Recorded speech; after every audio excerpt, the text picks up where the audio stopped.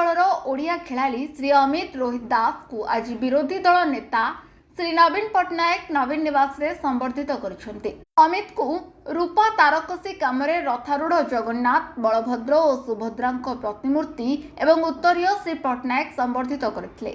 अमित को ओडिशार गर्व भाव में श्री पट्टनायक वर्णना करने सह युवपीढ़ी को तांकर सफलता प्रेरणा दे चलिबो बोली कहिथिले। ओडिशा भारतीय हॉकी दल को प्रायोजित करने पर लगातार 2टी ओलंपिक रे दल दुईटी ब्रोंज पदक पाई देशर गौरव वृद्धि करिथिबारु श्री पट्टनायक अमित को एवं भारतीय हॉकी दल को अभिनंदन जणाइथिले।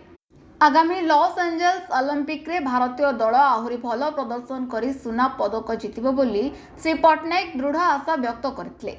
संबर्धना पाई धन्यवाद जणाइबा नवीन पट्टनायक को पेरिस ओलंपिक रो मैस्कट प्रदान करने सह भारतीय हॉकी दलर एही सफलतारे नवीन पट्टनायक को प्रोत्साहन पाई दल पक्षरु अमित तांकु कृतज्ञता जणाइथिले।